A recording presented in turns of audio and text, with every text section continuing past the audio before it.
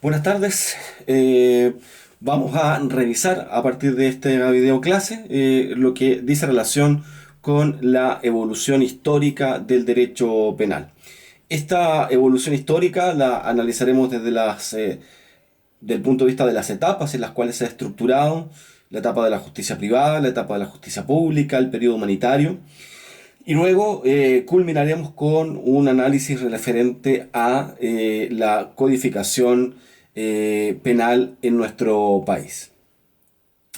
Partiendo desde ya con la primera etapa en esta evolución del derecho penal, la etapa, digamos, de la justicia privada, tendrá por principal característica finalmente la determinación tanto de cuáles serán los bienes jurídicos sobre los cuales habrá de recaer una protección.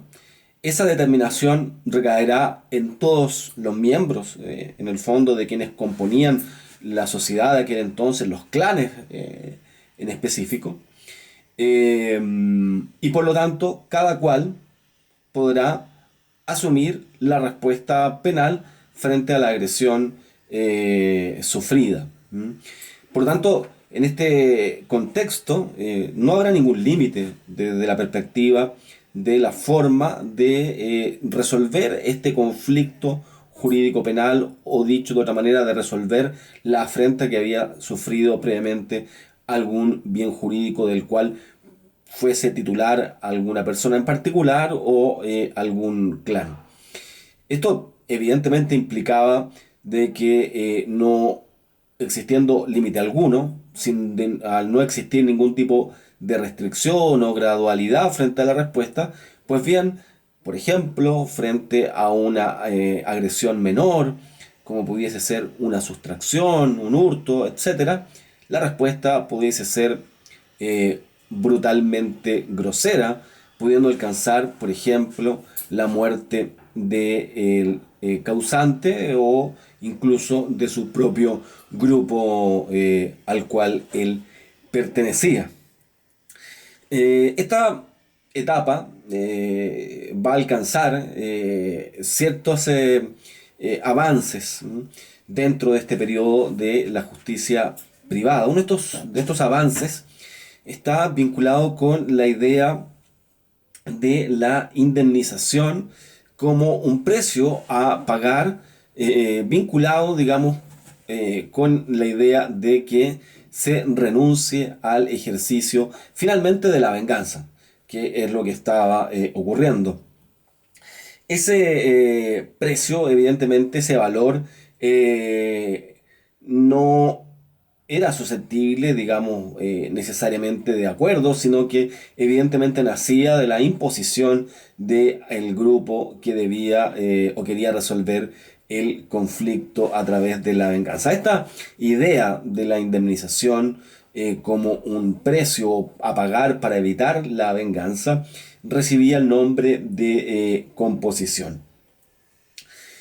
En esta época, poco a poco, se irán valorizando ciertos bienes jurídicos que adquieran un valor no tan solo individual en esta relación persona natural, bien jurídico afectado, sino que evidentemente comienza también a darse valor a ciertos bienes que fueran relevantes para el clan en su totalidad.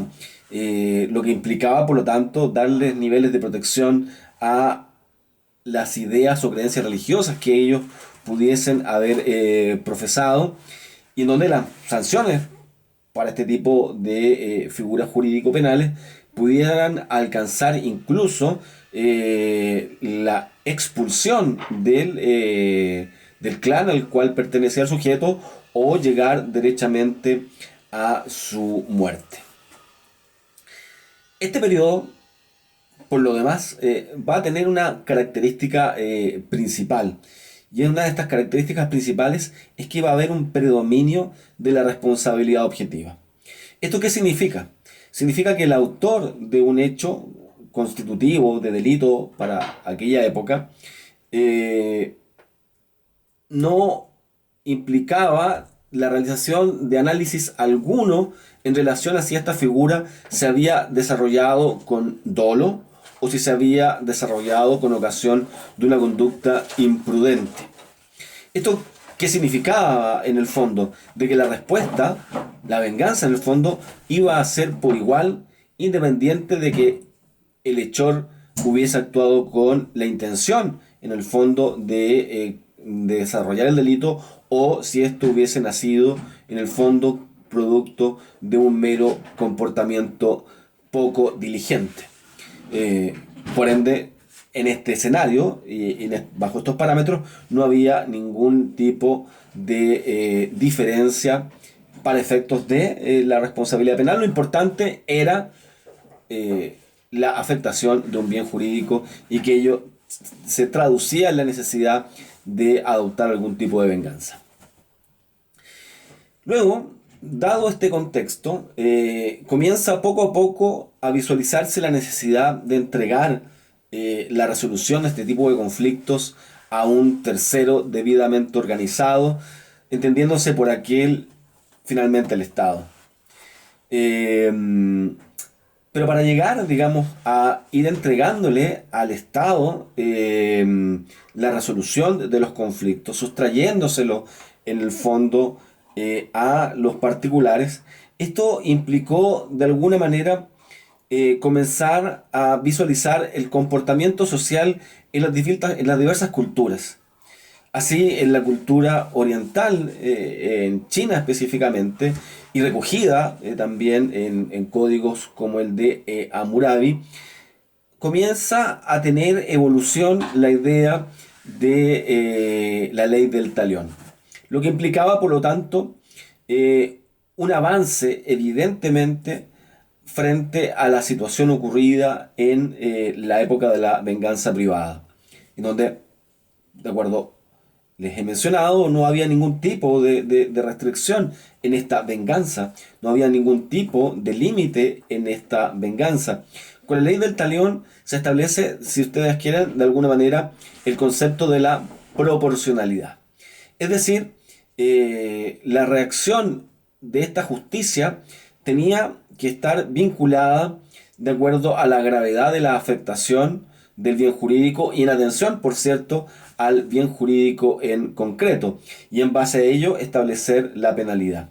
Evidentemente que esto implica poner ciertas bases de racionalidad a la hora de establecer una pena e implica, por lo tanto, de que este tercero, en este caso el Estado, deberá hacer esta valoración tanto del daño causado como finalmente del bien jurídico afectado y conforme a ello poder establecer una equivalencia que permita establecer esta vinculación en el fondo con la pena.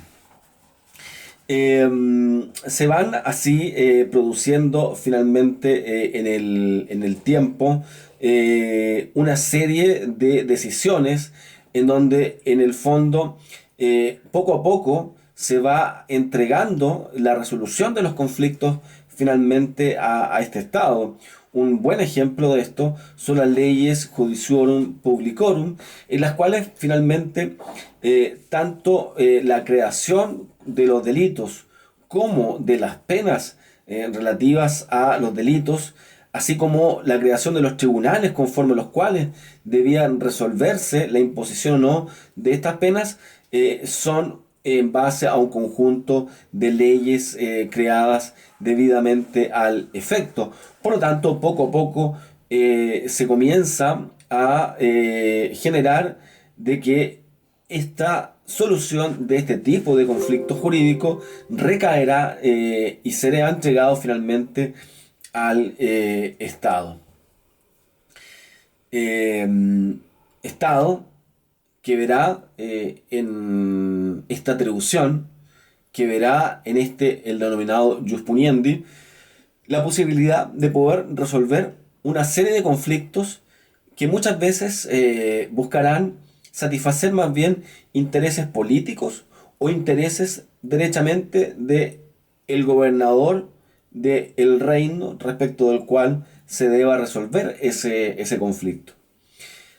Esta idea Por ende, y en esta defensa que harán los gobernadores de sus propios intereses económicos, familiares, personales, políticos, etcétera, se traducirán en consecuencia en excesos, en penas muchas veces de naturaleza derechamente cruel, en donde se buscará establecer frente a la comunidad que haya una noticia, que haya una información y de esa manera la gente también comience a inhibirse de desarrollar estos comportamientos que molestan a estos, digamos, eh, encargados de la administración de justicia en un determinado reino.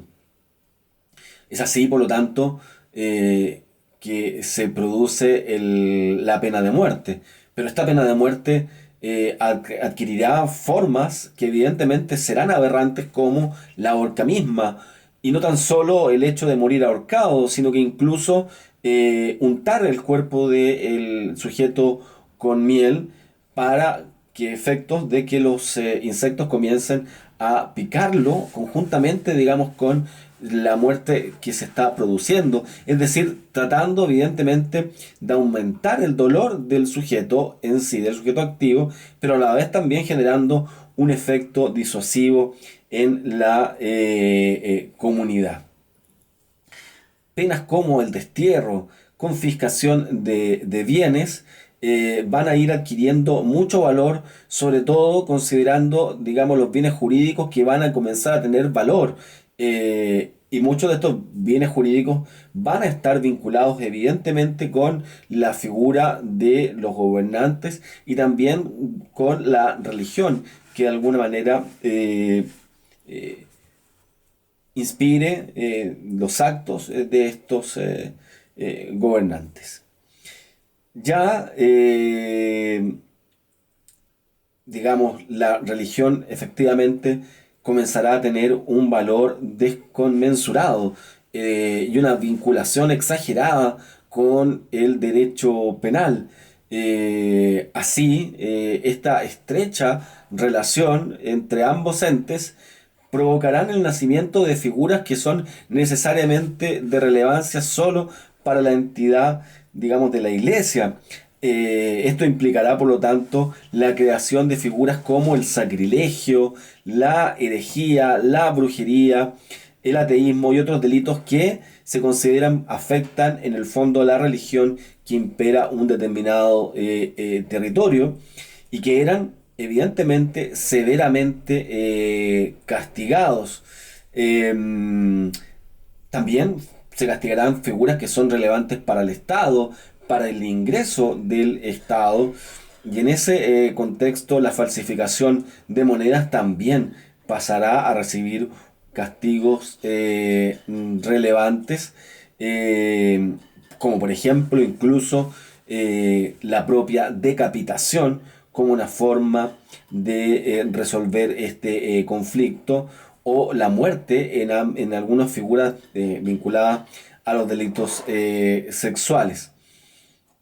Y esto, digamos, por una parte, colóquenlo ustedes en el contexto de la tramitación de los procesos en aquella época, en donde evidentemente no había una tramitación igualitaria para todas las personas, se producían evidentemente desigualdades, existían arbitrariedades en la tramitación de los procesos, procesos que se desarrollaban bajo la idea del secreto de la instrucción y por lo tanto un desconocimiento para los, en el fondo, perseguidos penalmente y que implicaba y traía en el fondo como consecuencia una imposibilidad de poder ejercer debidamente derechos a su favor.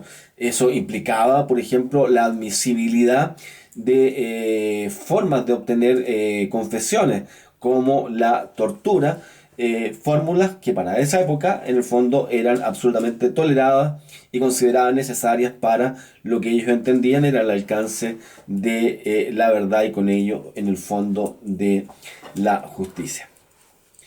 Este escenario, eh, evidentemente complejo, traerá y dará origen a el denominado periodo humanitario. Este periodo humanitario implicará evidentemente un nuevo concepto en relación a la figura del delincuente. Una figura que implica evidentemente reconocerlo como persona, que implica reconocer que como persona ostenta derechos y que por lo tanto el Estado debe ser restringido precisamente para evitar que utilice al derecho penal para la satisfacción de ciertos intereses personales o meramente políticos de algún gobernante o encargado de la administración de justicia. Eh, Así, por ende, se considera la necesidad de comenzar a establecer límites para el Estado, para la creación de los delitos, para la creación de las penas. Y es así que estos autores, específicamente Beccaria, en conjunto con Feuerbach, dan de alguna manera y comienzan a moldear este principio del derecho penal fundamental de que no hay un delito sin una pena previa ley que los haya creado e instituido. Esto evidentemente implica la participación de la ciudadanía a través de los organismos respectivos, el Congreso, etcétera, para la formulación de leyes de naturaleza penal y que por ende estos respondieran a intereses efectivamente sociales y construidos sobre la base de bienes jurídicos que iban a permitir la vida en común para quienes componían aquella sociedad. Eh, Esto se va dando de manera conjunta y en